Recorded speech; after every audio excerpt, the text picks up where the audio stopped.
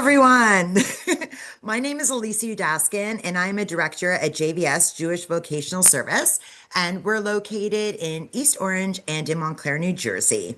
Our mission at JVS and what we do is we help people overcome barriers they encounter to find employment.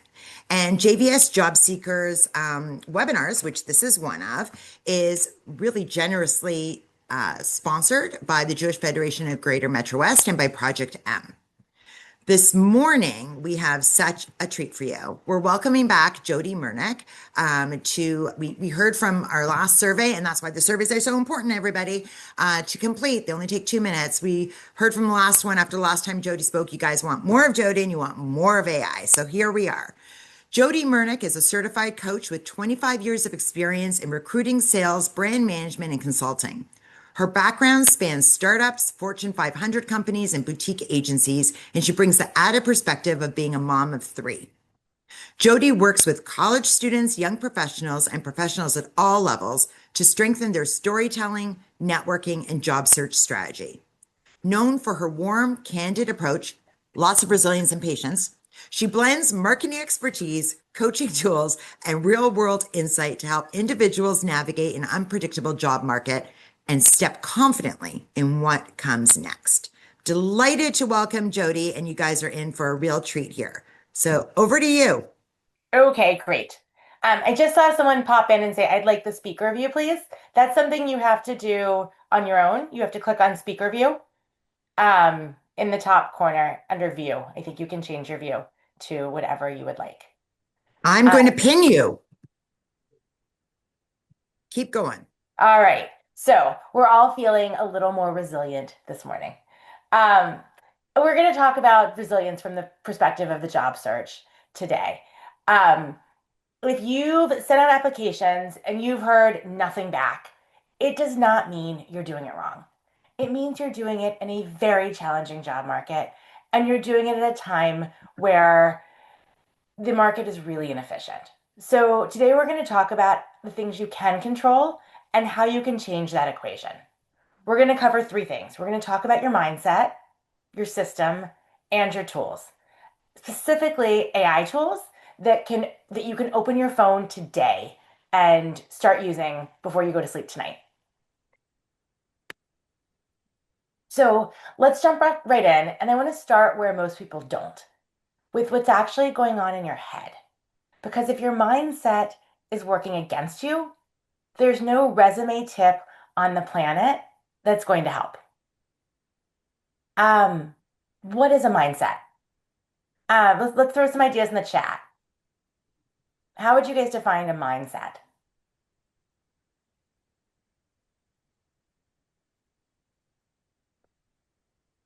Attitude. Great. And I'm seeing in the chat your outlook, your emotional outlook, your outlook on situations and events, outlook, perspective, a way of thinking. All those are excellent. Absolutely right. So I love Carol Dweck's book called Mindset, The New Psychology of Success. If anybody's looking for an interesting read, that's a great one. Her definition of mindset is a particular way of thinking, a person's attitude or set of opinions about something.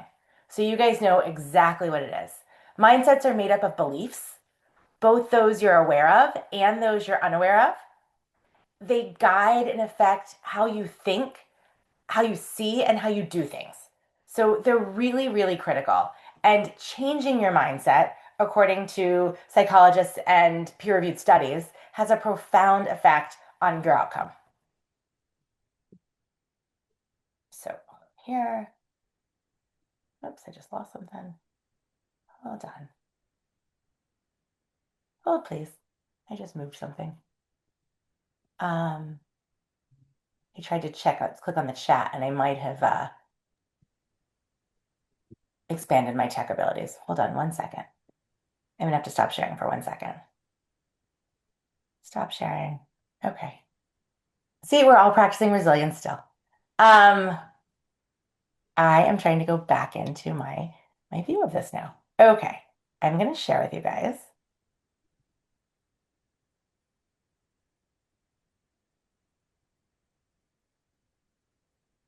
Hold please. One more time. I promise we're going to get this right, and this is going to be so good. And ironically, last time I did resilience, I told you like 2 years ago, the same thing happened. So we're going to be really resilient about this. We did Uh, this on purpose. totally. We're demonstrating resilience right here. There you go. All right. We are back in. I'm not clicking on anything else on my screen. No chats for me. All right. So, two different kinds of mindsets, a growth mindset and a fixed mindset. Before we start talking about strategy, I want to spend 2 minutes talking about mindsets that sit beneath it all. Because here's what I've seen. When I work with job seekers at literally every stage, the biggest obstacle is not their resumes, it's what's going on in their head. And that story is often based on their mindset and not what's actually happening. So if we take a look at this slide, what are the two things you guys notice? Let's throw it in the chat.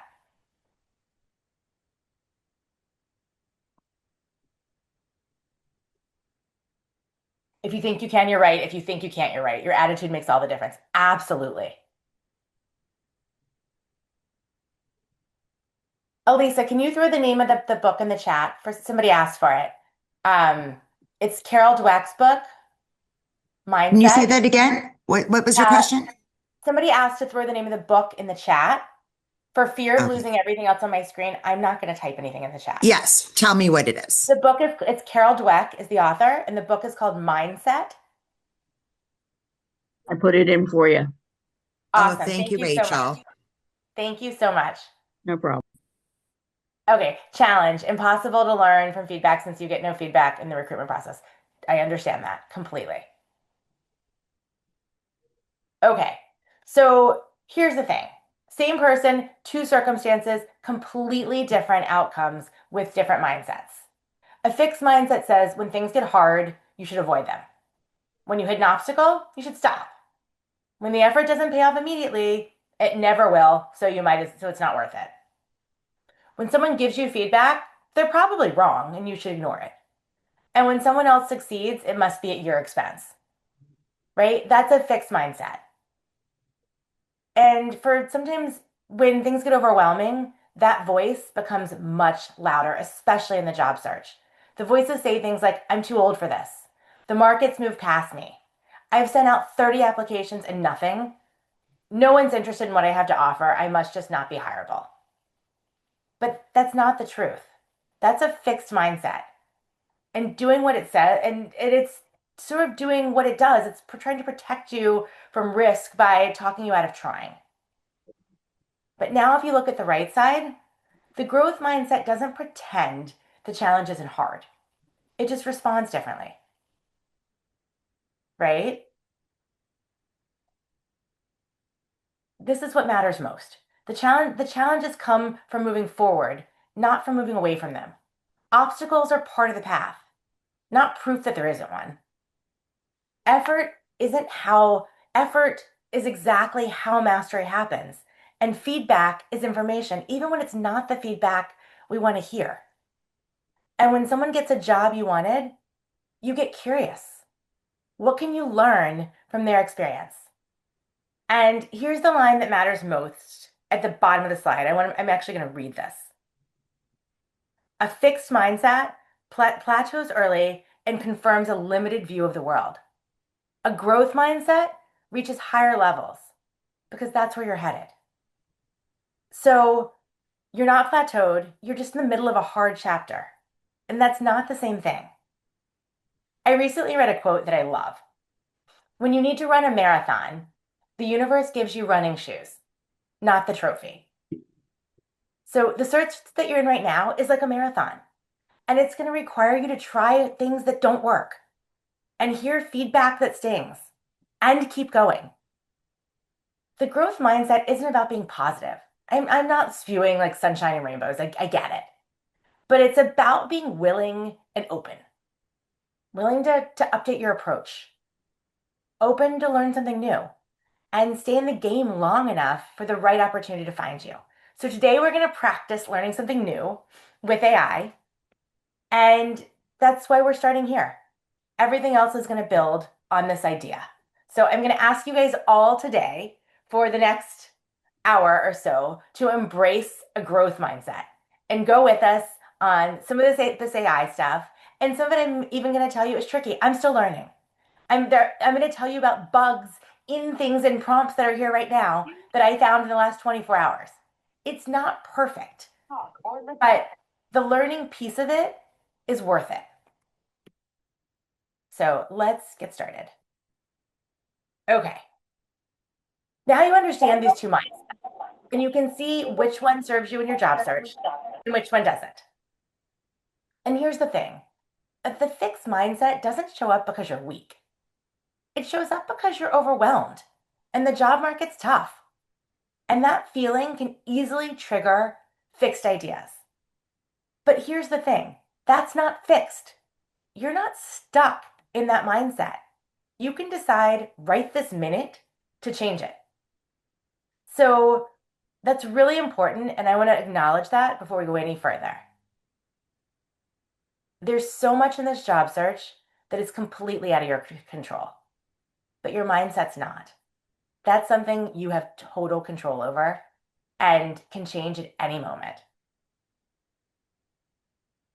If you've been in the workforce for 20 or 30 years and you're getting ghosted by companies you're overqualified for, it feels personal. But it's not. It's the process of a broken market, not a reflection of your worth. Years of experience can feel like a liability when the market's not recognizing it. But that's a market problem, not a you problem. And here's where the mindset work we just did gets practical. Fixed mindsets hear rejections and immediately say, I'm unhireable. The growth mindset hears rejection and asks a totally different question. Not why didn't they want me, but was that role actually right for me and for where I want to go? This reframe is everything, because the moment you start asking that question, you're no longer just waiting to be evaluated. You're doing the evaluating. You're back in the driver's seat and you have your agency back. Rejection isn't a verdict, it's data. Every application that goes nowhere is telling you something. It's telling you about fit, it's telling you about title, it's telling you about how you're presenting yourself. Positioning is critical. For job seekers who recover fastest, they're not the ones who never get rejected. Absolutely not. They're the ones who ask better questions when they do. So I want to share something that's been sitting with me. In fact, I showed this to Elisa yesterday. There's a piece making the rounds right now about the most important skills for navigating what's coming in 2026. It's from the modern Stoic. And one of the things he talks about is adaptability. I love this section so much that I've listened to it about 5 times. I just think it's so well said. The way the author reframes it is just phenomenal. He writes that people at the most risk right now aren't the least talented. They're the most rigid. Let that sit with you for a second. The people who are at the most risk right now are not the least talented. They're the most rigid. Completely in your control. The ones who identify whose identity is so tightly fused with what they already know, and that learning something new feels like a threat to who they are rather than an expansion of what they can do, those are the people that are at risk. And when you think about that logically, you're like, who would ever choose to be that way? But we're all guilty of it sometimes. And acknowledging it and asking, is my resistance to what's going on caused by my inability or lack of desire to learn something new or to push myself, is a good question. He uses a Stoic concept, the idea that principles and methods are fundamentally different things. Your principles, these are the things we hold tight to. It's your work ethic, your integrity, your drive, the value you bring into the room. Those are things that are worth holding on to tightly, and those don't change. Nobody can take them, and the market cannot make them irrelevant. But your methods, those are different. That's how you use your principles. how you job search, what titles you apply for, what industries you target, and how you position yourself, those have to change because the world has changed. And being willing to let go of the method in order to keep the principle, that's the key here. And that's the growth mindset in action. That's what the right column on that last slide actually looks like in real life. So think about what we just looked at in that framework.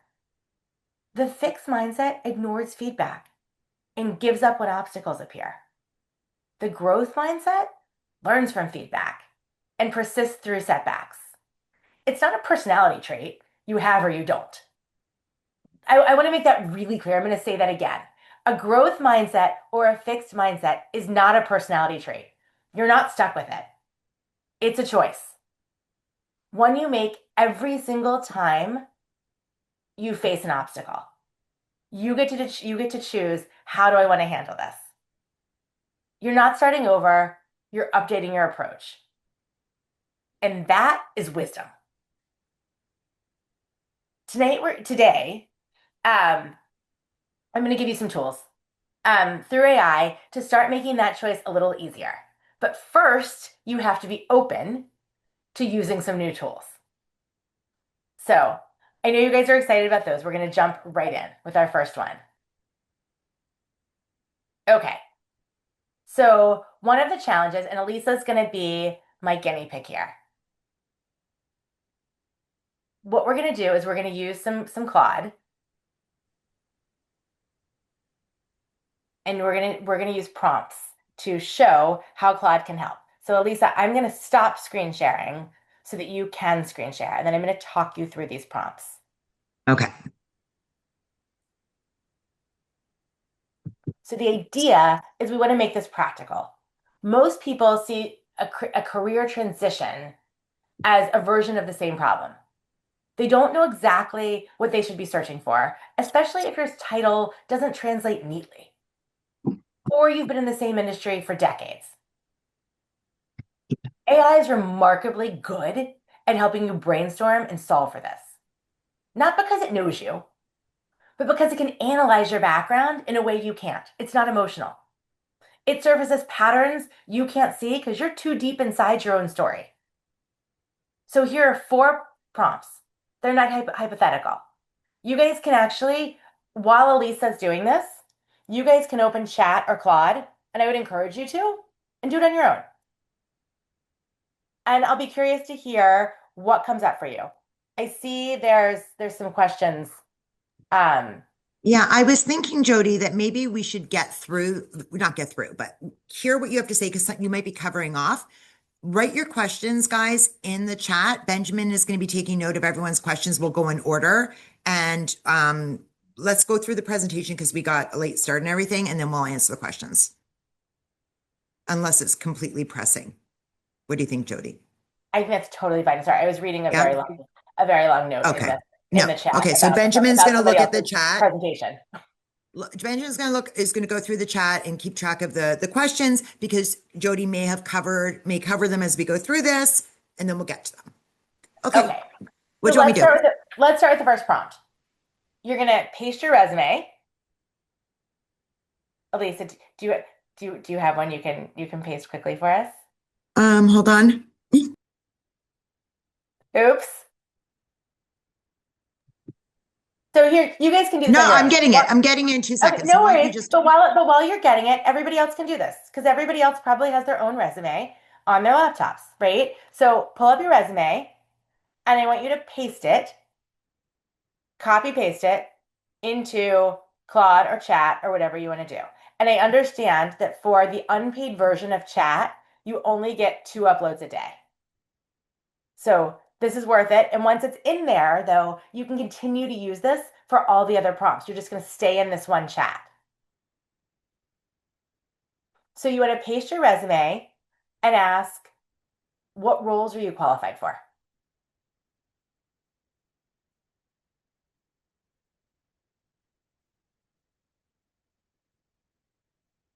You'll get titles probably you've never thought to search for. I've seen people discover jobs that are nearly perfect matches and completely different than what they've spent decades doing.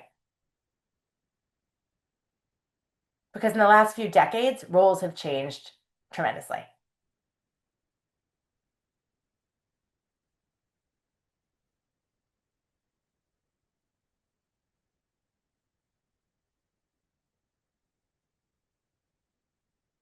Absolutely. What roles am I qualified for? That's exactly it. With your resume.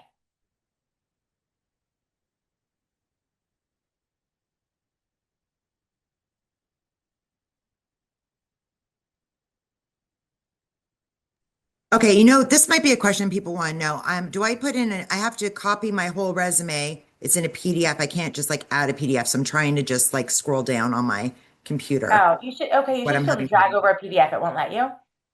One second. Oh, I can just drag over a PDF? Yeah, you should also drag and drop it. Okay, hold on. See, this is like live of how we do these things. Or what if I copy it and paste it? I wonder if that will work. Whatever you Copy. want. Okay. And you can actually just put a PDF in your Claude? You sure can. Oh my gosh. Okay. Everybody can see me, right? I feel like I'm so Yeah, naked, we but got it. not And there naked. it is. You see the resume sitting right there. And now what do I want to ask, Jody? You want to ask it, what roles am I qualified for? Well, I didn't know that. I thought I had to like, so I'm sitting there trying to copy the whole thing. No, I could just put a PDF in. Okay, thank You you. sure can. Oh, guys, I think I'm gonna have to change jobs. See you later. You can also you could make it, you can see the prompt on the screen if you want to put exactly the prompt on the screen for people that are Okay, watching. Based on my background experience, what roles am I most qualified for that I have not thought of? okay. So basically what it's telling me right now is, oh, look at that. Ooh. Okay, tell me the question again. Based on my Base background experience, what roles am I most qualified for that I have not thought of? s- s- s- qualified. Haven't thought of? Yes. Okay. What's really cool is, Jody, so many of our clients come in at this position. We talk about transferable skills and what else can I do? And Claude can just tell me, oh my goodness, look at this. So guys, I could do corporate training and leadership development. Claude really values my JVS webinar program. Director of Learning and Development. I had never thought about doing that. Executive coaching, career coaching, venture capital, private equity. Wow. Chief of staff to a CEO. I have so many things that I could look into that I hadn't even considered. I'm being totally serious here. What else do Cool. I want to Okay. ask? So now Okay. you're going to go based on my background in which field? In consumer goods marketing. In marketing. Okay. So you want to do your field and your function. Pardon me? It's field and your function. So in consumer goods marketing, Mm-hmm. what industries right now have the most demand for someone with my skills? Most demand. Someone, my skills. Oh, that's excellent. Because what you're doing here is like what's happening now versus what I did before. And it's like, it's so hard to think Totally. about it on my own. Yeah. Oh, Right? better for you brands, not Oreos. Okay. So better for you brands is the single hottest opportunity. Demand for healthier snacking. My Mondelez experience also plantable. So I did work for this startup as a CMO. And food manufacturers abroad. Okay. So rather than going back to traditional, what I did before, this is a growing area, health and wellness. I think everybody can see that when you go shopping. Pet care. You know what? The pet care market, I hadn't considered that. Um, and they But need you do love your marketers job. So also. you might love it, and you might love a job in pet care.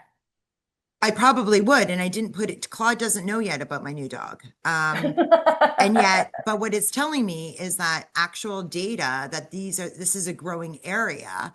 And I should look into that. Purpose-driven, mission-driven brands. Again, this private equity backed CPG scale up. So I think that goes to the entrepreneurial part of it in my background. And okay, this I never would, men's grooming and emerging categories. Okay, so what this is telling me, Jody, is that, I also have clients who, when we talk about using AI, that they'll say, AI told me to do this and this and this, but, I don't really think that makes sense. So I don't know what to do. So, Jody, I'll say to you, I don't really, some of them make sense, but if do I follow this like I know like do I follow this like a blueprint? Do I look into all five of these because that's my personality? I want to map it all out and I want to research the heck out of each one, Okay. which I do, Well, which I do. if you can and you have Yeah. time to do that and that brings you clarity, then go for it. But I also think this is where it's a partnership, not like a takeover, right? So we're not outsourcing our brains to AI. We're partnering. So you get Okay. at least as much say as Claude in what you do next. So I would think about which of these sounds most interesting to you. Where would you get the most joy? Or you can also go now with the next prompt that Uh, what roles should I be considering that would make the most use of my transferable skills?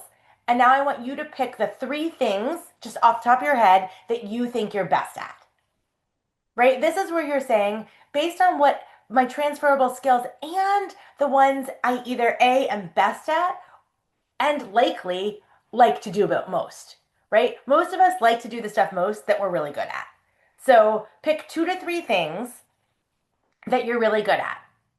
And I'm curious if any of you who are doing this live with us are finding anything new and interesting.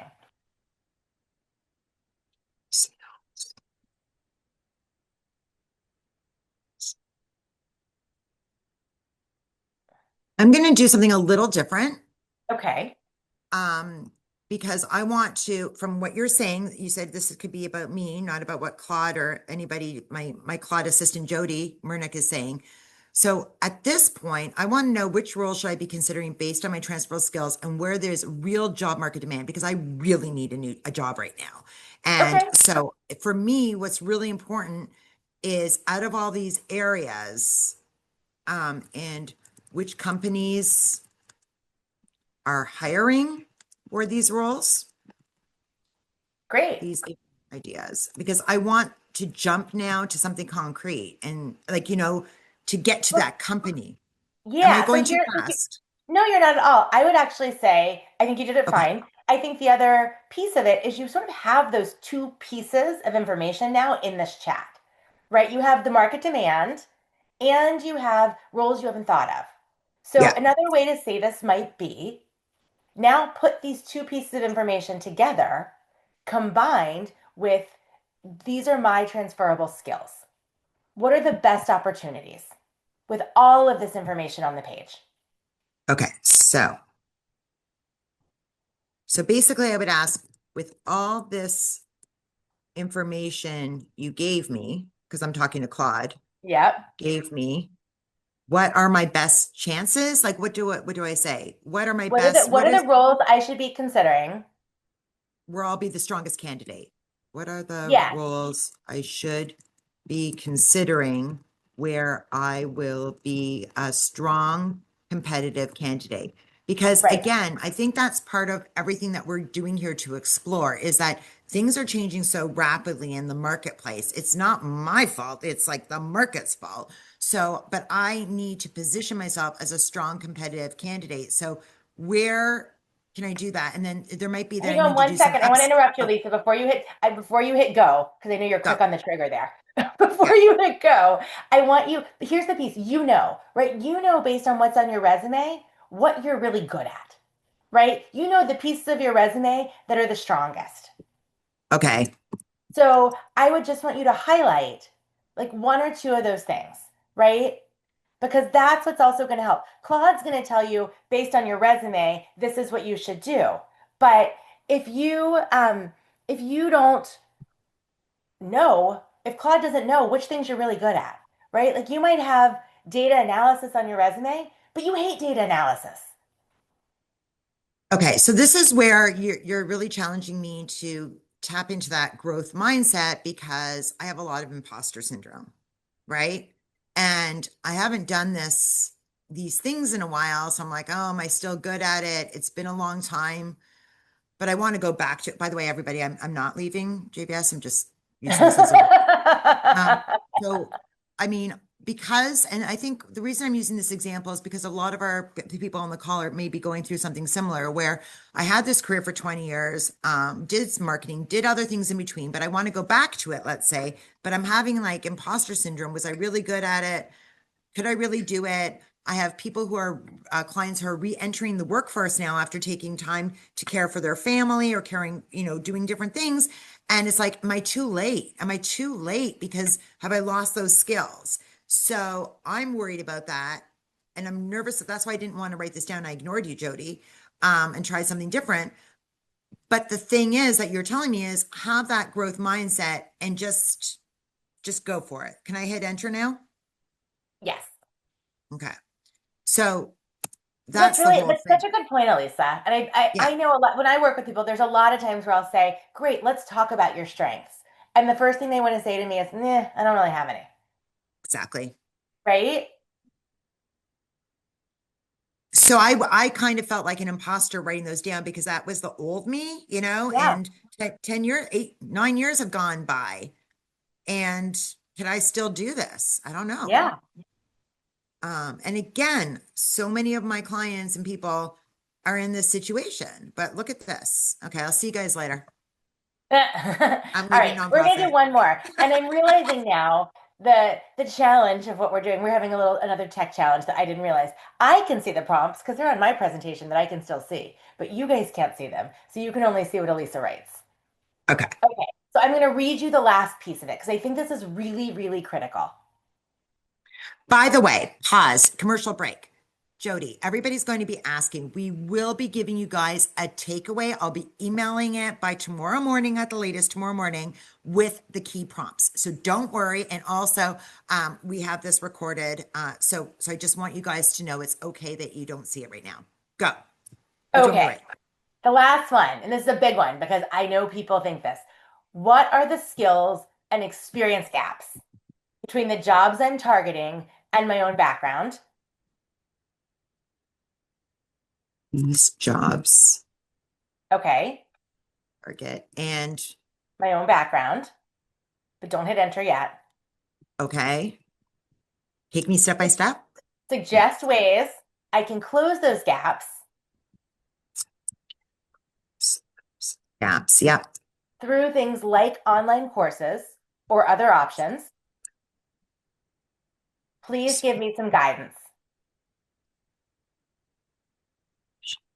I see some people commenting they're having trouble with Claude. Chat, any of the bots work, any of the LLMs work. Feel free to use ChatGPT. It'll do the same thing. Mm-hmm. Does it matter to be polite? Because I mean, we always say please and thank you. Does it I just help? saw a really funny thing. Somebody posted on LinkedIn about this, and it was sort of like, people say like the way you show up when nobody's looking is is how you really show up. And so for those of us who still say please and thank you to Claude, it's just who you are. You're just a kind Oh, person. it's not going to help with the results, and Claude's not going to help me pinpoint me for a better job. I don't think Claude cares, but I Oh, think it's good for you. okay. I'm not surprised by this, and this hit on my insecurity Perfect. right away, which was the gap was digital and AI marketing literacy. So Jody, now back to the whole growth mindset piece of it and the imposter syndrome. Am I too late to get back into this game and to get back into this type of career? Which I do. Well, why are you too, what would be too late about it? Well, I don't have, I mean, it says right now, Claude just told me digital and AI marketing literacy. So I just want to write that off. Didn't it also tell Oh, you ways that you could get that information? okay, fine. Let me look. Okay, a Google digital marketing e-commerce certificate. It's not that expensive. HubSpot Academy, LinkedIn Learning, Practical Shark, a take on a digital forward. I think what I also want to do is I want to talk to people who are currently in marketing roles, who are currently in them, and ask them if which of these suggestions here would help me close the gap and make me a competitive candidate, or if they have any other ideas. And what I love is that Claude has just given me ideas for those information interviews to have something to ask about and to talk about rather than saying, hey, do you have a job for me? So it's actually given me some really good content and things to ask. But, you know, this makes me really nervous because I'm like, yes, this is a clear gap, but it is also telling me, and it's taking me and bridging now from just doing online stuff and LinkedIn to actually now reaching out to a real person and speaking to someone. And now I have something to ask them and to really talk about. Thank you, I love Claude. that. Amazing. Yeah. Okay. Yeah. I see tons of questions in the chat. Do we want to, do you tell me, do we want to take a few questions or do we want to just keep going? Well, the thing is, let me just see something. One more, Jody, why don't we go through a couple more things and then we'll take questions because I would hate that people who Yeah, put any let's down. get through the data. You Yeah. got it. Let's Okay. get through the Would you data. like me to stop sharing You now? can stop sharing now, Okay. and I'm going to start Okay. sharing. So I'm going to jump Okay. back in. Thank you. Okay.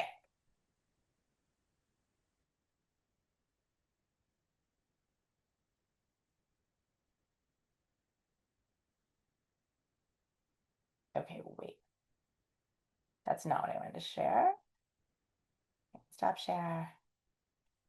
Hold on one moment. I was going to do that so smooth and you guys were going to be so impressed. But unfortunately, I am still also in a growth mindset and I'm still working through this. I told you it's because of the topic. I mean, you know what? We are just like showing resilience Huh. over and over and And over our again. next speaker, one of our next speakers is on right now. And so I'll promise you it's just the topic and yours is going to go smoothly for Okay, the so you next. just tell me this. Are you seeing Yeah. my like presenter view or are you just seeing my slides? My slide.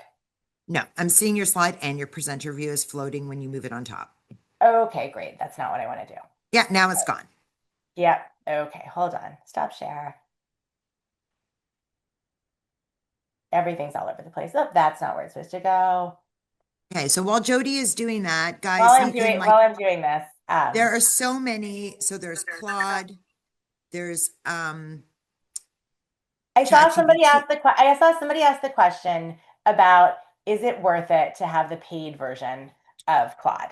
And I'm going to Mhm. show you one thing we're going to get into where it may be worth it to you guys to pay for Claude. It's the $17 one. I say the $17 one, not the whole thing. Okay, Okay, now I think we're back where we need to be. I think it looks great. Okay, perfect. So the $17 Claude allows you to use Cowork, which I will show you one or two things at the end that I've been doing with Cowork that are super cool. The search is long, and when it does, the voice gets in your head, right? That's when all this fixed mindset talk starts coming back. I'm too old. The technology is too complicated. I'm never going to learn something new. Nobody's going to hire me at this age.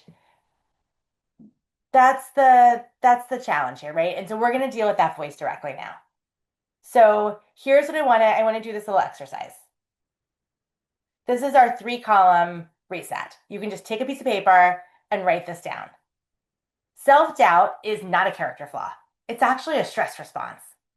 And like I said before, like any stress response, it can be managed. But first you have to see it clearly and know what's going on. So when I work with job seekers at every stage, I've seen the story you tell yourself about what's happening matters as much, if not more, than what's actually happening. So when you get rejected, your brain fills in a story almost instantly. And that story is usually not the truth. The article I mentioned earlier has a section on self-reflection that I also have come back to a few times. The author makes the point that most people have no relationship with their inner life. They know what they think about the news, they know what they think about other people, they know what they think about politics, but they've never sat quietly with the question of what's actually going on in my own head.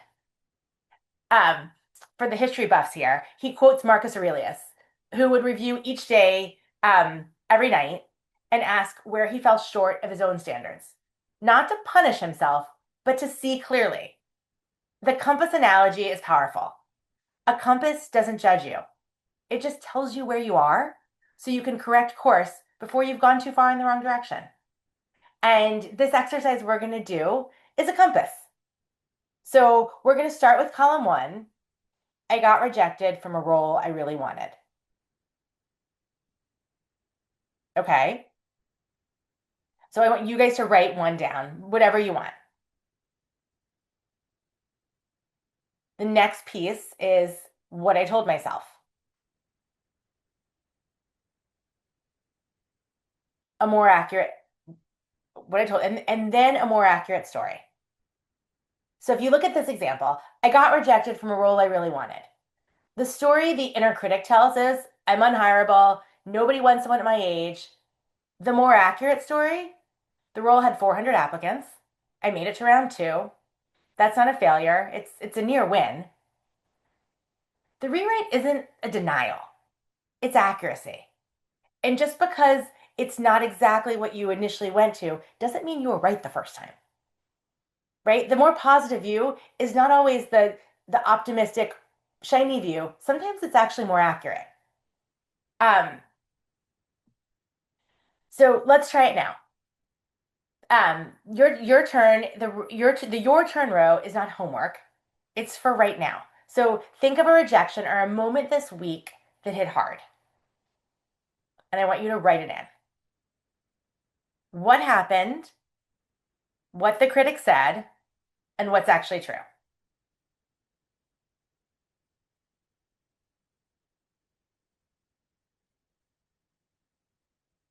And here's one more thing I want you to do. I'm sure a lot of you have some kind of tracker that you use, either an Excel spreadsheet or something that you use. If you don't, then you should, because we are never doing as much as we actually think we are, and we write it down and really look at the truth. It's usually a little different than what's in our head. So you should have applications sent, conversations had. That's a really big one. People sometimes track the applications they apply for because that's like an easy, concrete thing. And then they say, and I'm networking like crazy. And I'll say, amazing. How many conversations have you had this week? And they're like, oh, a lot. Okay, how many? Like, what's a lot? 5, 7, 10? And they're like, oh, I don't know. So this tracker will keep you honest. It's kind of like if anybody's ever done food tracking, right? I ate so well today. And then you look at it and you're like, except for those 7 things. So same idea, different topic. When the search feels endless, the tracker shows you also all you've done. The small wins matter because, as I mentioned before, this is a marathon. And sometimes it feels like you're like mile 14 and you've gone too far to turn back, but the end feels really far away. And that's not when you want to quit. It's when you need to dig in. And sometimes looking back and realizing the wins can be helpful. Okay, so now we're going to do some more AI prompts. AI can also be a journaling partner when the search gets heavy. It's not a gimmick, it's actually a tool for cognitive reframing that therapists and coaches use. This one's just accessible on demand. And I want to be super clear here. I am not saying you should dump your coach or your therapist for AI. It's just a great tool that you can use in addition. So I'm going to stop sharing again, and I'm going to let Elisa pop on, and we are going to reframe discouragement.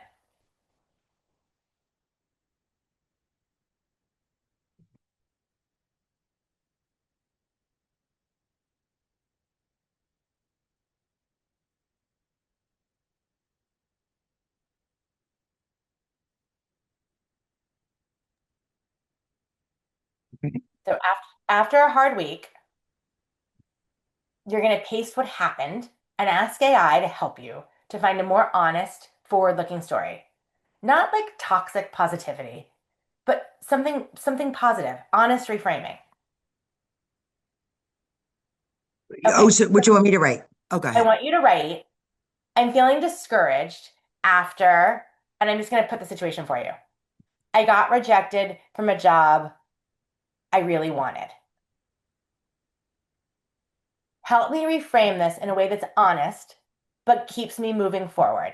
And I'm going to add to this prompt and say, ask me questions one at a time. Okay, one second. Please help me reframe this in a way that keeps me honest. That's honest, but keeps me moving forward.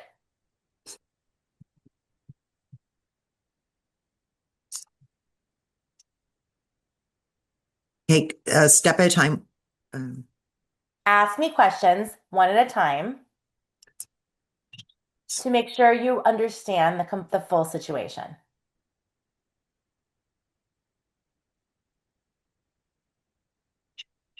So, Jody, in the last webinar that you presented for us, you talked about this ask questions one at a time also. So now for people who weren't there, you're going to see how this works. Can I press enter? Please. Okay.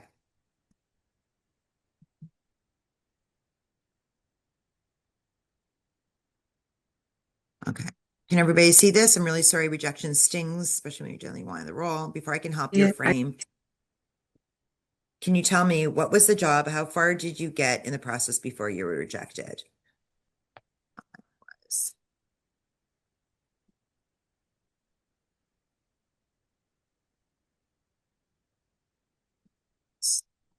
So the beauty of this is it forces you that the ask me questions, A, makes it real and not just like a BS pep talk. But it also it's going to make you think through what really happened. So Elisa's typing here.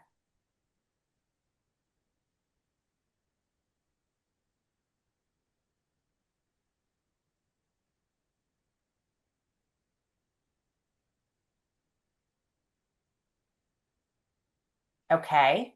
You can answer the next question. There you go. It's actually six. Uh-oh. It's telling me that I did okay, but I really don't feel that way. You should hold on to that. Before we go further, do you know why you weren't selected? Did they give you feedback? I need, Let's say no. Because a lot of yeah, times that's one of the frustrations. No, they didn't give me any feedback.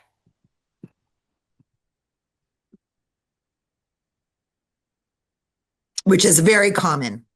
Or Yeah. I was going to say I got a And standard frustrating. feedback. I was actually going to say instead of standard feedback, I got a standard rejection letter after meeting with them 5 times and doing a presentation for them. Okay, that's Okay. generally one of the hardest So now parts. what does Claude say here? Okay, that's generally one of the hardest parts. Not knowing leaves your mind filled in the worst possible explanations, which are usually wrong. Here's what I want you to sit with a moment. You made it to the final two for a senior marketing director role at a nationally recognized nonprofit with a powerful mission. That means multiple rounds of decision makers looked at your background, your experience, and at you as a person and chose you as one of their top 2 candidates. Before I help you reframe this fully, how long ago did this happen? And have you had any time to process emotionally, or does it feel do you want me to go back to when it really happened, or do you want me, because it happened like 6 years ago and I'm still holding on to it? Okay, well then let's be honest. Let's go with that. It happened It 6 years ago happened and I can't let it go. 6 years ago and I can't let it go. And the reason this is funny but not funny is because it is showing the power of what Jody is trying to teach us and teach me, which is it's hard to let these rejections go. So it doesn't matter that I was a CMO after this at another company. I'm only focused on the negative. I got rejected. It's going to tell me I need a better therapist, right? Okay, let's see what it tells me. Thank you for trusting me with that. And I want to be honest with you as you asked. 6 years is a long time to carry this.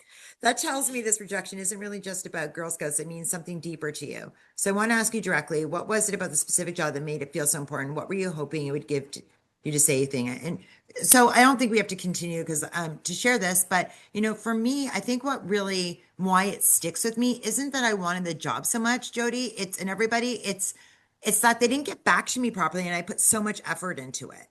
So that's what's sitting with me Well, is and that is that so common to why? how people feel all the time.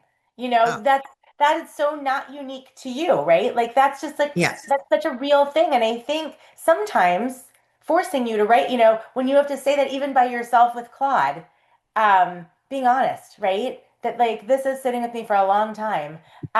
So I'm not going to go through every single one of these right now because Yeah. I think it'll take a long time. But there's ones about, and you'll see these in the notes that you guys get, tracking your progress. Um, Here, I'll just screen share one more time and show you guys these. Okay. Let's see, where can I see my screen share? There we go. Okay. So you guys can see some of these other um, prompts. Track your Hmm. progress. Based on this week's search activity, what progress did I make? Right? This is a great way. You can even upload your tracker and keep it on Claude. And that'll also keep you honest. You can ask Claude, what trends do you see? I love it for trend analysis. You to give it a few weeks and start to ask it, what trends do you see? Give me ideas on where I can expand my network given my background. I love it for LinkedIn. We're going to talk a little bit more about this as we move forward. I use it so much for LinkedIn. I think LinkedIn is critical in building connections, and networking is so important in this job market. And AI has some phenomenal tools for that. Um, Write me a short, warm LinkedIn message to introduce myself to someone. I want to connect, not ask for a job. And then I would even add in some of the stuff you got from the earlier prompts. I'm interested in learning more about how digital marketing is used, how AI is used in the workplace today, all those kinds of questions. Um, Building your brand. I use LinkedIn all the time. In fact, I just wrote a LinkedIn post about this idea because someone said to me at an event, "So you use LinkedIn for your posting. How honest are you going to be with your readers about that?" And my comment was, I'd be less willing to admit I didn't use LinkedIn because to me that's the bigger knock. So saying give me 5 ideas for LinkedIn posts. I know people really don't want to post. I've gotten a lot of feedback. I do not want to post. I'm not interested in that. And I totally get it. I'll talk a little bit later. The anecdote for posting is commenting. But if you are thinking of things, what would I possibly post about? These are great. These are great. They'll give you great topics and great ideas. And you can start moving from there. Um, okay. So controlling the uncontrollable can be can be a challenge, right? The job search is a job. And unlike a job, you're the manager. There's no structure, there's no feedback loop, there's no set hours, right? So like when am I done? Have I done enough for the day? Is it time to go home? Sometimes that's really hard to know. So that ambiguity is exhausting. And I'm going to give you a few tools to try and fix some of that. So the people who sustain their search the longest are not the ones who work the hardest. They're the ones who learn to work the smartest and the most efficiently. And that means making peace with the stuff you can't control. When I do coaching sessions, the first thing I'll say is, let's set some goals for this engagement. And the first thing everybody says is, well, my goal is to get a job. And I have to say, well, that's not a goal for this engagement because that's not something we can control. We're going to set goals around the stuff we can control. So let's walk through the left column. Here's what you can control: the quality of your materials. How strong is your resume? I saw somebody in the chat talk about putting your resume into ChatGPT or Claude. That's a great idea. And I do it for every single application um, with the job description. Because in the real world today, you're actually dealing with two readers. You're dealing with the AI systems that the companies use and the human who is going to read it. So I run the resume through AI with a few prompts I have and ask it to optimize the resume so that it uses the keywords that AI is going to need and is readable for a human. And those two things are not the same. And then you go back and forth with some iterations, right? Because I don't take everything Claude says or everything chat says and just pop it in. Because some of it's I don't like. And that's my choice, right? But it starts to give me some ideas. And it's so much easier to start editing ideas than to start coming up with them on your own. And if you are taking things out because you don't want to say them, understanding this might be something that's important for this role. So let's figure out how I can include that in a way that's real, or acknowledge or know that here's some blind spots that aren't blind to me anymore. Okay, so how targeted the applications are that you send, how well you prepare for your interviews, another great use of AI. We'll talk about this. Your daily routine and energy, your mindset, all of these things are yours. Now the right column, how fast they respond, whether they even respond at all, internal candidates, budget freezes, the economy, other candidates, this isn't yours. That's not in your back, not in your mat, and not in your box. So you kind of have to ignore that because it's not something in your power. It Jody, matters. Yeah. Jody, the thing is, and I think this is what's so hard for people, is that in the right column, we don't know which of these things are happening. And so it's hard to attribute it to it's these things versus the things I can control. So how do you get your head around that it could be one of these things when you don't have that information? Well, what you focus on is here's the things I can Mhm. control. Oh, okay.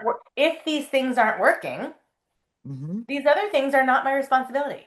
And if I find myself getting stuck in a cycle of they probably have other candidates, the budget's not there. I know but I was actually talking to a coach the other day about her business, and she and I were just sort of riffing, and she said to me, well, the industry I'm in, there's really no budgets and nobody really spends on this kind of thing, so it's really hard because and I kind of stopped and laughed, and I was like, wow, if I were coaching you, what do you think I might say? And she started dying laughing because she is a coach.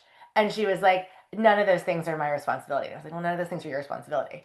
Right. But I said, your choice, she's like, is to choose a different industry. I said, you could, if it's not a target, then, just like for our clients, right? Your choice is to apply to a different company that hasn't had budget cuts. And that's why we use Claude to see, right? Because Claude or any of the AI, right? I think we talked about in the last webinar, it can tell you things that are signals in the market, right? So, what industries are not having budgets cuts right now? What industries are growing? And focusing your energy there. So, the article I mentioned earlier also frames this as an attention problem, which is exactly right. It's exactly what we were just talking about, Lisa. The author writes that your attention isn't just a resource you spend, it's a faculty you strengthen or weaken with use. So just like a muscle that you use when you're, working out and training, your brain is a faculty that you strengthen or weaken with use. A mind that practices sustained focus on one difficult problem builds something completely different than a mind that switches and jumps between seven different things, especially if they're things you can't control. A mind that fixates on things you can't control learns to fixate on things you can't control. A mind that builds the resource or the faculty of focusing on things they can control learns to focus on things they can control.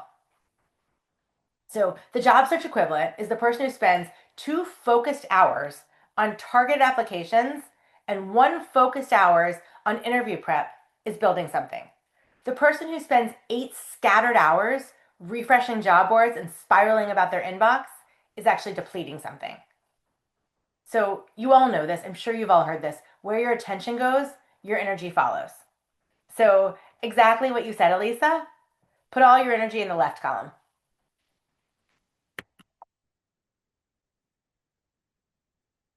Okay.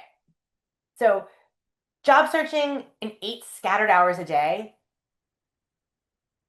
it just is not great, right? It's so much better to focus on 2 hours at a time. Set a daily search shift, right? 2 to 3 hours where you're doing the work, not just thinking about doing the work. Close your email, close your news feed. This is really important. And this is something that for me in particular is a challenge. I know when I'm doing focused work, everything else needs to move away. One of the things I have to do is I have to actually take my phone, put it on do not disturb, and like stick it in a drawer. Because that's the worst. You can close everything out on your laptop and start working, but that phone does not shut up. And it's very, very compelling when you're in the middle of doing something, especially something that might feel hard. So define your weekly goals by your activity, not your outcome. You cannot control whether they call you back, but you can control how many strong applications go out and how many genuine networking conversations happen. Those are the numbers I want you to count. 5 targeted applications, 2 networking conversations. That's a strong week. And you decide what your numbers are. Everybody's numbers are different. The example I give sometimes when I'm talking to clients about this is in my previous life, I sold advertising for a startup company in the late 90s called citysearch.com. The internet was just becoming a thing, and I was a brand new sales rep. And I looked at my boss and I was like, I don't have any idea what I'm doing. And he laughed and he told me, here's what you're going to do. You're going to be great at this. Put 10 business cards in your cup holder. And I was calling on local businesses. Put 10 cards in your cup holder every day. And don't go home until you've gotten rid of those business cards and you'll do fine. Do you know I was one of the top salespeople in the country out of Austin, Texas, 5 years in a row? And people would say to me, well, you're just so talented. And I had to tell them, like, well, when you do, I built the reps. I built the reps. I talked to 50 people every single week. You can't do the same thing over and over again and not get better at it when you're really focused and disciplined about what you're doing. But those business cards didn't lie, right? When there were two left in my cup holder, I had only talked to 8 people.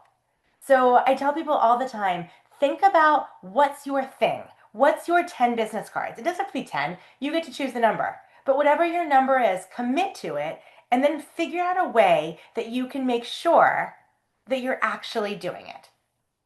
So I also want you to build in recovery, right? I took the weekends off when I did that. This is really, really important because do whatever fills your tank. Is it taking a walk, time with the people you love, a project that has nothing to do with your search? Schedule it like you schedule everything else. The search will still be there when you're rested and you'll be better at it. Avoid at all costs the 10 o'clock at night. I'm just going to pop back on and do a little checking around. It's not good for you. There is nothing at 10 o'clock at night that can't wait till 8 o'clock in the morning. And then I want you to track it. Track the wins because they're proof that you're moving. So here's the AI prompt that we're going to use here. And I'm just gonna give you the prompt. How about that? How about if I just give you guys the prompt? I want you to use this prompt. Tell AI, I have 2 hours for my job search. Help me build a weekly routine that balances applications, networking, interview prep, and mental recharge. My background is in whatever field. You can do this for yourself, and this will help you build consistency. And you know what the great thing is? Just If you don't like the plan AI gives you, you can tweak it. But be honest with yourself about why you don't like the plan. And if what you don't like is that it's giving you structure, then you need to think about that. Go ahead, Lisa. no, I was sorry. I was just going to ask you to repeat the prompt again, just so people can have a chance, because I'm not a fast typer. It's fine. Okay. I have about 2 hours a day for my job search. Help me build a weekly routine that balances networking, interview prep, and mental recharge. My background is in whatever field.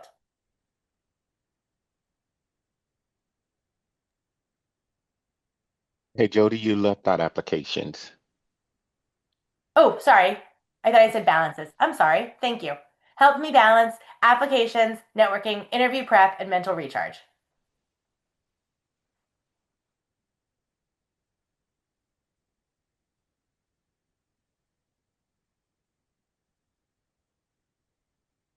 Okay. So you guys can play with that tonight. So as we talked about, AI is not replacing anything you're doing. It's just amplifying it. And as I also tell clients I work with all the time, I was talking to somebody yesterday, when you feel yourself getting stuck, you know, that like, I don't know what to say in this email. I need to send a networking email and I just can't, like, I can't think. What should I say? Everything I say sounds dumb. It's a great, like, I say, if you're spiraling for more than 30 seconds or a minute, pop chat open and say, I need to send an email about this. Help me write it. It doesn't mean you have to use what they write, but start it. Start the conversation. It's so much easier to edit an email than to start one, especially if you're feeling stuck or awkward about it. And then I added all the stuff. Here's what I want to say, like really messy, right? I need to send a follow-up email to this person. These are the 7 things I want to get across in this. Help me say this in a concise, polished way. And then I get a great email and I move on. And what would have taken me 15 minutes of back and forth and thinking, do I really want to say it that way? Did I get everything in? Is like 3 minutes. I say, like, think of it as a research assistant, a writing coach, a career strategist, available at midnight, not at midnight. I don't want you on at midnight. Um, when you're anxious about an interview. But we're going to talk now about the three most important ways, actually four most important ways to use it. So here are four ways that AI can help you in your job search. One, we talked about finding the right roles. Another one we talked about is finding the right people. This one is underused and it's a game changer. Most people scroll LinkedIn hoping to stumble across the right connection. AI can be incredibly helpful for this. In fact, I've been using it for my own business lately. As a coach, I'm relatively new to coaching. I spent a lot of time in other industries, and my coaching business is relatively new. So I'm still trying to build my business. I'm trying to network with HR functions at bigger companies to run intern programs and group coaching programs for them. I'm trying to network with career centers. And so I'm trying to find people who are posting and active on LinkedIn that I can connect with. So AI has been so helpful for me. You use it to identify exactly who you're reaching out to. For you, it could be hiring managers, alumni, people who work in the function or the company you're targeting. And then you filter based on who's posting recently. Yes, Elisa. The question is, how do I actually do this? Like, do I have to import my LinkedIn? How do I get Claude or ChatGPT to talk to LinkedIn? I'm going to show you. And this is one piece where there's a way to do it with just Claude the way it is, but this is where Claude Cowork for the extra $17 a month might be worth it. So what I've done with Cowork for me is I've set up Cowork so that every morning I get an email. It's actually funny because it comes from me. That shows I gave Claude Cowork access to my Gmail and access to my LinkedIn account. And it sends me an email every morning with 10 people I should connect to, what they've posted recently, and it even gives me a suggested comment to their post. Most of the comments I haven't been super thrilled with, but the post and the person is good enough for me. And then sometimes I'll take the comment and say, like, here's my point, like, here's what I'd really like to say to them, help me revise this comment. But the fact that I have 10 people to reach out to sitting in my inbox every morning has been really a game changer for me. And that piece I have been trying to work around without Cowork, and I have not done it successfully yet. So I will say I'm not selling Cowork. Claude Anthropic makes no money off of, or I make no money off of your Anthropic use. But it is a cool use of Cowork if you're interested in trying it. And $17 a month is a relatively low price to pay. But this is what's really important is those who's posted recently. That's the challenge, right? Because you want to, a lot of times people will tell me, I'm reaching out to so many people on LinkedIn and they never respond. And then we go together and look at who they're reaching out to, if they've tracked it. And we see, well, those 7 people haven't posted anything on LinkedIn in 3 years or 9 months, right? It's possible they just don't spend a lot of time on LinkedIn. So if you're spending time trying to connect to people on LinkedIn, you have to be connecting with people who are active, which is really the key here. And that is how Cowork can help you. And you set up parameters like I only want you to suggest people to me that have posted in the last month.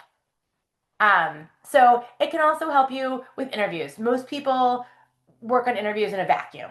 You rehearse the same generic answers to generic questions that you always have. With AI, you prepare for a specific role.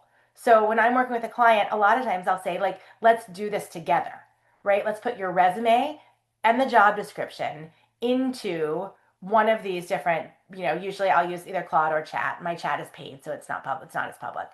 And um, and let's see what kinds of questions should you expect, and what is the interviewer looking to hear from you? What's most important in this role? And so it really helps you craft a strategy around your interview prep that's targeted towards the job you're actually interviewing for. And then it's about owning your story. And this one is especially important, especially if you have career gaps, pivots, layoffs, reentries after time away, right? They're not disqualifiers, but the language you use around them matters tremendously. And this is where AI can help too. I've put in so many times with myself and with people I'm working with. Here's the situation. How could I reframe this for this? Here's the honest situation. How can I reframe this? And then we talk about, wow, that way sounds so much better. And it's still the truth, right? The way saying it in the most unflattering terms possible does not make it the most honest. It just makes it the most unhelpful for you. So AI can help you find words, find that are confident and compelling, and also pull together your entire story. So all the complicated things become a lot easier to show. Um, we're going to spend the next few minutes on prompts in all four of these. And so you guys can follow right along. How are we on time? Are we still have time? We're still good? We have 5 more minutes for presentation. Okay. Then we have questions after, which you can stay, or if you have to go, you go, and I'll take the questions. So, Okay. So here are ways to use AI to identify who to reach. So how to find people. I'm targeting, you guys can see these prompts. Maybe we'll just try one or two. I'm targeting people in X roles at companies like blah, blah, blah, and blah, blah, blah. Help me write a LinkedIn search strategy to find hiring managers and department heads in marketing at these companies. What titles should I search for? Right? Here's a very specific question. What titles should I search for? And the trick is here, when you go on LinkedIn and you search for those titles, instead of searching just looking at people, if you click on posts instead of people, you can see all the people who've posted recently. The next one I like a lot is what to say. Right? Now you've found this group of people, and everybody says to me, I know, but I hate leading with, I just like to connect. Might you let me pick your brain? Nobody wants their brain picked, first of all, right? Nobody wants their brain picked. Nobody wants to spend 15 minutes with someone when they don't know what you want to talk about, or they think you want something from them that they may or may not be able to give you. It just feels icky for everybody involved. So if you can come up with better outreach messages that don't say things like, I want to pick your brain, but maybe say something more like, I'm really curious about how you're using digital media in your current role and what tools specifically are most important. Awesome. That's a question I can answer in 10 minutes. That feels like a 10-minute conversation. And so that will be much more likely to get you responses. So crafting outreach messages like, I want to reach out to blank at blank. I don't know them personally. Help me write a short, warm message that explains who I am and why I want to connect. And here's what I'll add is based on this recent post they just posted, right? Here's their last 3 posts. Help me come up with something compelling about these posts. Again, ask me questions one at a time, and let's figure this out together. Engaging on LinkedIn, I can't even tell you how powerful this is. I have made more connections with interesting people through my commenting than anything I've posted. I've met MBA professors at Duke who've talked about bringing me in for different work. I've met different recruiters. I've met so many different people in the last few months. I've only been doing this for a few months on LinkedIn, really commenting. I've met so many different people, interesting coaches, all different kinds of people through commenting. And the more you do it, like anything, right? It's that 10 cards a day. The more you drop off your 10 cards a day, the easier it gets. The less I need AI to do it, and the more engaged I feel. And it feels, not only does it feel curious and authentic, which I'm going to jump right into, it also feels generous because every time I comment, I'm boosting their algorithm. So I'm not annoying them or bothering them with my comment. I'm actually boosting their visibility every time I comment and helping them. So that's a great thing. Okay, so now we're going to talk the last piece about building your support system. The job hunt, nobody needs to job hunt in isolation. So we talked about frameworking. I jumped on this networking. I jumped on this very briefly. Everybody says I hate networking, right? Because they think about it like a performance. You've got to go in, you've got to perform, you're trying to sell yourself. But I have a different I have a different framework that I teach when I'm working with students who need to be networking. Before every question, I want you to start with what can I bring, even in a small way. So the first piece of it is leading with curiosity, right? Reframe your focus on them. It's not about you, it's about them. What are you genuinely interested in? Whether you're asking about what they're working on, what the biggest problems their team is facing, where they think the industry is going. All of those kinds of things make you disarming and memorable and non-threatening, right? Because you're not asking them to give you anything. And it's not that they don't want to give you anything. Often they can't. And that feels uncomfortable for both people, right? The next piece is authenticity. You do not have to show up as anyone other than you are. Saying what's actually true. I'm interested in getting back into the workplace, and I'm a little concerned that my tech savvy might be a problem here. How much are you using AI, and what kinds of things are you finding helpful? Great answers. People connect with honesty way more than they do your performance in a sales pitch, right? Nobody wants to be feature sold anything. For those of you who are salespeople here, you'll get that piece. Um, Generosity. This is a huge one. Um, Most people lead with what they can get. When people talk to me about going to networking events, sometimes I envision Pac-Man, the game, and like that little guy running around just trying to gobble up as much as he can as fast as he can. Um, and the new analogy I use when I talk about networking is I say, like, think like a bumblebee. A bumblebee goes from flower to flower with purpose and curiosity. It takes nothing without giving. And because of this work, gardens grow, new things are created, and everything's better. So more Bumblebee, less Pac-Man. And the other piece in this generosity piece is I love books. One more I'll give you is Adam Grant wrote a book. He's one of my favorites. He wrote a lot of great books. One of the books he wrote is called Give and Take. And his research, Elisa likes it. He's an organizational psychologist. He's a Wharton professor. He's the guy that Google and the WNB and the NBA bring in when they want to fix things.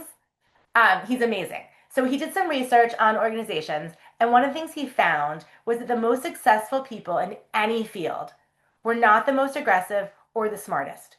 They were the most generous. And they were the ones who consistently gave without keeping score. So I think this is huge in networking, especially because a lot of times in networking, when you're looking for a job, it feels like the power dynamic is really off, right? And that you're in a really uncomfortable situation. So if you lead with what you can give, what do you have to offer? You have years of experience, many of you, right? That experience is not nothing. Even if it's a question of, when I worked in this industry, we saw something like this. I'm wondering if any of that would be relevant to what you're doing now, right? So when you ask about problems, you're not sounding show-offy. You're interested, right? I'm interested. I used to do this. When one of the things that I found really interesting was this insight. How might you use that? An insight, an opinion. Again, a LinkedIn comment. LinkedIn comments are incredibly generous. The idea is easy, right? What can I give without asking for anything? And the final piece is follow through. And I can't tell you how many opportunities are lost right here at this stage of networking, because everybody will say to me, well, I didn't want to bother them again. Good, so don't bother them, right? But keeping in touch, connections, start things. Curiosity creates the connection, but follow through is what builds the relationship. Relationships are not built on one conversation. They're built on multiple conversations. And the only way you will do this well is if you keep a tracker, because no human being has the mental capacity to remember all the people they're talking to and when they're talking to them. You need to write that down somehow, because you need to be able to look and say, every month, once a month, I should be reaching back out to these people. Not to say, hi, has anything changed? Do you want to hire me now? Right? Like that feels icky for everybody. But follow through means that you're looking at you're following the industry, right? You're following things they're posting. You're looking at what's going on, and you're reaching out a month later with, hey, I just listened to this podcast and it reminded me of our conversation. I thought you might be interested. That's it, right? You're keeping yourself top of mind and you're showing you're interested. Anybody can do that. I just heard about this great article on a webinar I was on recently, right? Stoic Wisdom has lots of great stuff for anybody who's looking for follow through. Okay, you get it. So you're not bothering people, you're looking to expand your network. This is another way that we can use AI, right? Give me ideas on how and where to expand my network, given my background in blank. Include both online and offline strategies. This is the answer to I'm doing everything. I don't know what else I could do. If you want to be honest with yourself, what I might add here is these are the things I'm already doing. Help me gut check. Am I doing enough? What else could I be doing? What am I not thinking of? Cold outreach, right? Cold outreach truly is hard. And it's one of the lowest impact ways to network, but you can try it, and it's better with what you can warm it up with what they've posted recently, with insights, something better than just, hi, how are you? Again, I want to pick your brain. That's a tough one. And then finally, building your LinkedIn presence. This is a great way to let people get to know you. And like I said before, if you don't want to post your own stuff, I totally understand that's not for everybody. I had one client tell me it was akin to me telling him he should run out into the street naked. I get it, but commenting is not nearly as uncomfortable. It's probably only like running around, half naked. And the more you do it, it won't feel like that at all. It'll feel like just showing up as you in a really great environment. So with that, I think I did make it through the last. I've got 10 minutes to hang on and answer any questions that have popped up, and I'm going to stop sharing. Okay. Thank you, Jody. I am going to officially thank you, and we're going to stop recording and then we'll stay on for some questions. So, Jody, you are fabulous. So many practical tools and so many great tips and encouragement about building and keeping our resilience. So, on behalf of JVS and Metro West, I just want to thank you so much.